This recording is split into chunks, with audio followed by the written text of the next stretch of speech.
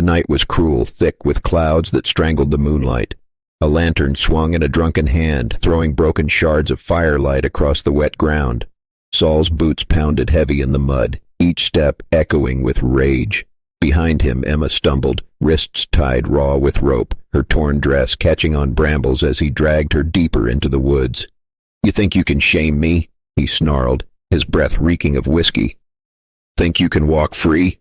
He shoved her against a tree, bark cutting into her skin.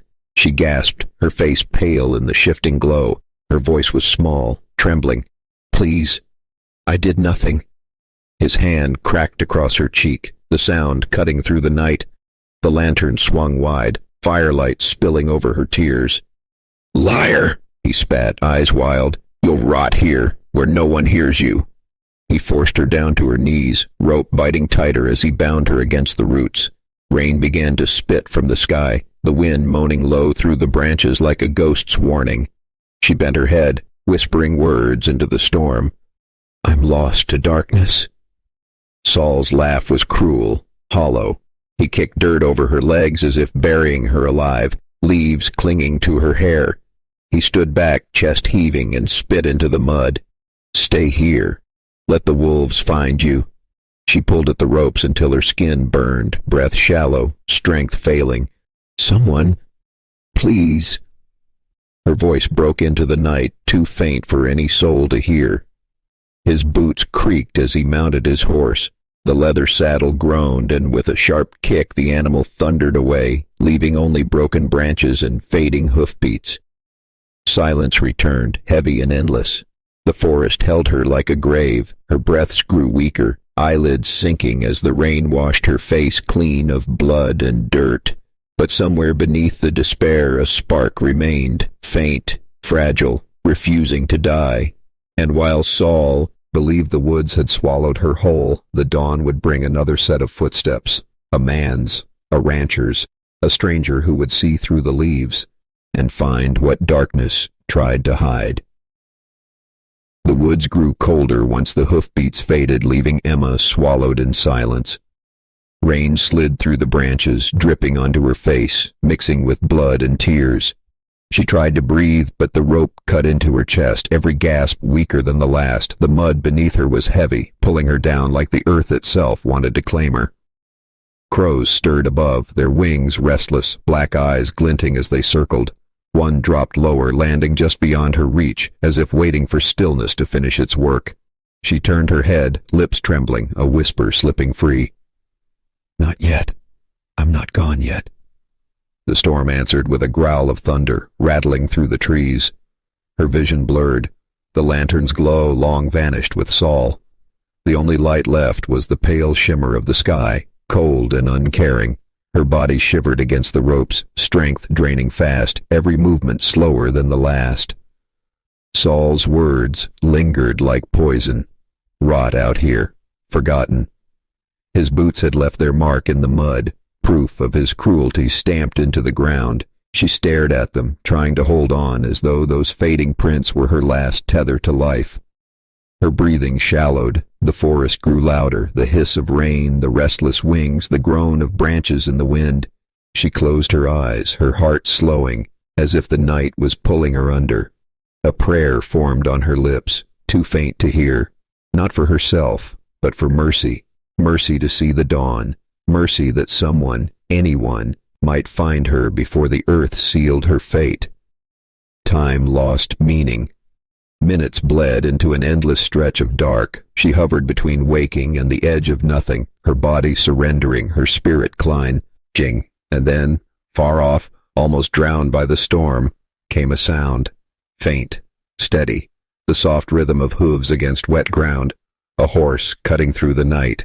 Her eyes fluttered, barely able to open. She could not call out, could not move, but the sound grew nearer, closer, like hope carried on four legs through the storm. Somewhere in the darkness, salvation was riding toward her. She just had to hold on one breath longer. Dawn crept slowly through the trees, a pale gold fighting its way through the storm's remains. The forest was damp, alive with the hiss of rain fading into silence. A horse's breath misted in the cool air, hooves sinking softly into the sodden earth. Thomas rode with steady patience, shoulders hunched beneath his worn coat. His eyes swept the trail the way only a man hardened by years of ranch life could. Dusty, his old stallion, snorted and tugged, uneasy with the sense of night still lingering. And then Thomas saw it. Leaves disturbed, branches broken, prints in the mud. He pulled the reins slow, boots creaking as he leaned from the saddle. His gloved hand brushed through the wet undergrowth, pushing aside the heavy leaves, and froze. Beneath them lay Emma, pale, broken, rope biting into her skin. Rainwater pooled around her, hair tangled like dark threads against her face. Her lips trembled, eyes half closed, barely clinging to the world. For a long moment Thomas did not move, his breath caught, heart sinking like a stone in the river. The cruelty of it struck him. No beast would do this, only a man rotted clear through. Emma stirred, the faintest whisper slipping past her cracked lips. "I'm lost to darkness." The words hit him like a blade. He dropped to his knees in the mud, his hand shaking as it hovered above her shoulder. He dared not move her rough, not in that state. His voice, deep and steady, broke through the hush of the woods. "Hold on, miss. You ain't done fighting yet. Not while I'm here." Her eyes flickered open, just enough to see the weathered face above her, the lines of a man who'd seen storms but never turned away. She tried to speak, but only a broken breath escaped. Thomas worked quick. The rope came loose under his knife, falling away from her wrists. He pulled off his coat, wrapping it tight around her trembling frame. Carefully, he lifted her into his arms, the weight fragile yet heavy with suffering. Dusty shifted, sensing the urgency as Thomas carried her toward the saddle. The rancher's jaw clenched, eyes narrowing against the rising sun. Whoever had done this was still out there. But first, he had to keep her alive. He mounted, cradling her close, and spurred the stallion forward. The forest blurred past as dawn spread wider across the sky. Darkness had left her here to die. But now, she was no longer alone. The storm had broken by the time Thomas rode through the ranch gate, but the air still carried its chill. Dusty's hooves clattered across the yard, mud spraying as the horse slowed to a halt. Thomas swung down, boots sinking deep, and gathered Emma's frail body against his chest. Her skin was cold as river stone, her breaths shallow as smoke. The cabin door creaked open with his shoulder, hinges groaning in protest. Inside, the dark was pushed back by the glow of a single lantern. He laid her gently on the worn cot near the fire, his coat still wrapped around her trembling frame. The silence broke with the crackle of wood as he fed the hearth, coaxing flames until the cabin filled with warmth. The light touched her pale face, highlighting bruises that made his jaw tighten. He dipped a rag in the kettle, the hiss of steam rising, and pressed it softly to her cuts. Her eyes fluttered, a faint murmur leaving her lips. "He'll come back. He always comes back." Thomas leaned closer, his voice low, steady as the fire behind him. "Not here. Not while I'm standing." She tried to shake her head, but the effort only stole what little strength remained. A tear slipped from the corner of her eye, glistening in the lantern's glow. "You don't know him." "I don't need to," Thomas said, wringing out the rag, his hands rough but careful. "I know the kind. Men who break instead of build. Men who drink their soul to ash. I've seen 'em. And I've buried 'em." The wind outside rattled the shutters, making her flinch. He rested a hand lightly on her shoulder, grounding her. "You're safe now. Rest. That's all you need to do." For the first time, her body eased, if only slightly, into the cot. Her breath steadied, still fragile, but no longer slipping away.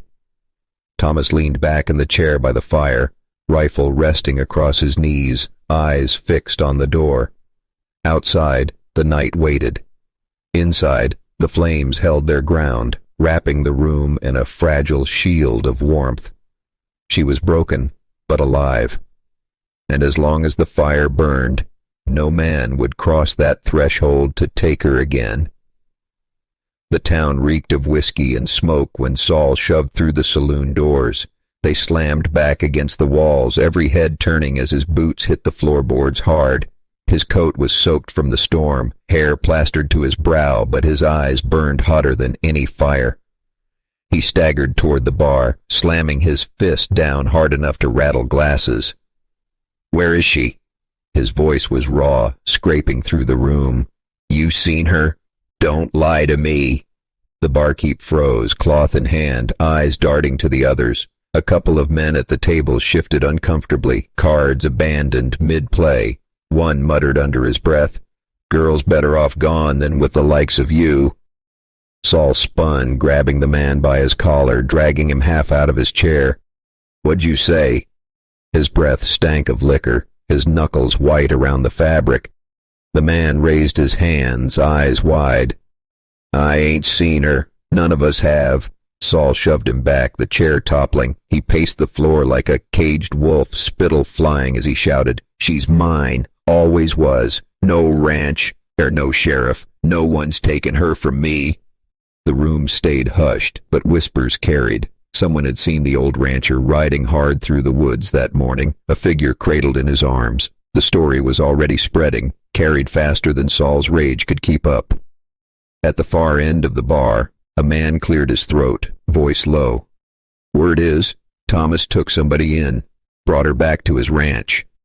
The glass in Saul's hand shattered against the floor. He didn't even feel the blood dripping from his palm. His teeth clenched, jaw twitching as a sick grin crept across his face. "That old fool don't know who he's crossin'." He grabbed a bottle off the counter, slamming it into his coat pocket, then stormed for the door. The saloon fell silent as his boots pounded away into the street. Outside, the sun was sinking, laying long shadows across the dusty road. Saul pulled himself into the saddle, eyes narrowing toward the horizon where the ranch lay hidden in the hills. He spat into the dirt, rage boiling over. "She's mine, and I'll tear down anyone who stands between us." The horse lunged forward under his kick, carrying the storm straight toward the ranch. Sheriff Daniels rode slow up the ranch road, the sun high and merciless, dust curling from his horse's hooves. His badge caught the light, a hard glint against his worn vest. At the cabin, Thomas stepped out onto the porch, rifle resting across his arm. His eyes were sharp, wary. The sheriff tipped his hat, voice steady. "Thomas, word's reached town. Saul's been hollerin' through the saloon, saying you've got something that belongs to him." Thomas's jaw tightened. He didn't step aside. "She don't belong to no man." The sheriff dismounted, boots crunching on the gravel. He kept his tone calm, but his eyes searched the cabin windows. "You're playing with fire. Saul's drunk, mean, and dangerous. He won't stop. Oh, come here." Inside, Emma stirred from the cot, hearing voices. Her heart raced, fear pricking her skin. She pulled the blanket tighter around herself, whispering into the silence. "He's coming. He'll never stop." Thomas glanced back through the doorway, then returned his gaze to the lawman. "I know what he is. I know what he's done. And if he comes riding up that hill, Sheriff, he'll find more than he bargains for." The sheriff studied him, the weight of years behind his eyes. "I can't guard this ranch every hour, Thomas. The law's slow, but it'll catch him eventually. Question is, can you hold until then?" Thomas shifted the rifle, the wood worn smooth under his grip. His voice was low, resolute. "I've held this land against drought, against wolves, against rustlers. I'll hold it against him." A long silence stretched between them, broken only by the wind rattling the fence posts. The sheriff finally nodded, pulling the reins of his horse. "I'll be close, but keep your powder dry. He'll come at night when the dark's on his side." As the lawman rode off, the weight of his warning settled heavy on the cabin. Inside, the lantern flickered, Emma's eyes glistening as Thomas stepped back through the door. She looked at him, voice shaking. "You can't fight him alone." He set the rifle against the wall, crouching by the fire, his face calm but unyielding. "I'm not alone.